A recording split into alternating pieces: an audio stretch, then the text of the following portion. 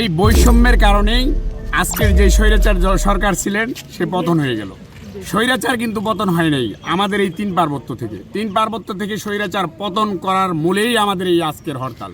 জেলা পরিষদের হস্তান্তরিত ডিপার্টমেন্ট প্রাথমিক শিক্ষক নিয়োগের যে বৈষম্যটা 70% 30% তারা যে কোটার মাধ্যমে নিয়োগটা নিতে চাচ্ছে, আমরা এই কোটার সম্পূর্ণ বিরোধিতা করছি। পুরো বাংলাদেশে যেমন কোটা বিলুপ্ত হয়েছে, পার্বত্য অঞ্চলেও যেন কোটার বাদ দিয়ে মেধার উপরে নিয়োগ দেওয়া হয়। আমাদের আন্দোলন শুধু কোটার বিরুদ্ধে আন্দোলন। তো আমরা কোটার বিরুদ্ধে অবস্থান করতেছি। জেলা পরিষদে এখনও 80 থেকে 85% কোটা বরাদ্দ রেখেছে পাহাড়িদের জন্য। তো আমরা এই কোটার বিরুদ্ধেই অবস্থান করে আমাদের 2 দিন ব্যাপী হরতাল কর্মসূচি পালন করতেছি। আজকে সকাল 6টা থেকে আমাদের হরতাল শুরু হয়েছে। শুক্রবার সন্ধ্যা 6টা পর্যন্ত এই হরতাল আমাদের চলবে। এর মধ্যে যদি আমাদের দাবি দেওয়া মেনে নেওয়া না হয় তাহলে আমাদের আন্দোলন আরও কঠিন। আমাদের আন্দোলন হচ্ছে কোটার বিরুদ্ধে আন্দোলন।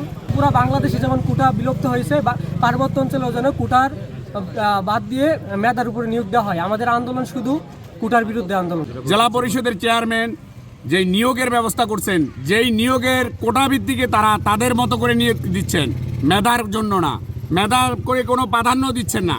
আমরা সেই আলোকেই, সেই জন্যেই আমরা হরতাল ডাকছি। আজকে হচ্ছে যে এখানে অবস্থান নেওয়ার মূল উদ্দেশ্য হচ্ছে যে আমাদের 24-এর যে গণ অভ্যুত্থান হয়েছে, একমাত্র একটাই কারণ ছিল কোটার অপসারণ, মেধাবীদের যোগ্য জায়গাটা দেওয়া, মেধাবীদের স্থানটা দেওয়া। ঠিক পুরো বাংলাদেশে যদিও ওই অভ্যুত্থানটা ফলো করা হয়, আমাদের পার্বত্য চট্টগ্রাম বাংলাদেশের বাইরে না, সেটা আপনারাও জানেন, আমিও জানি।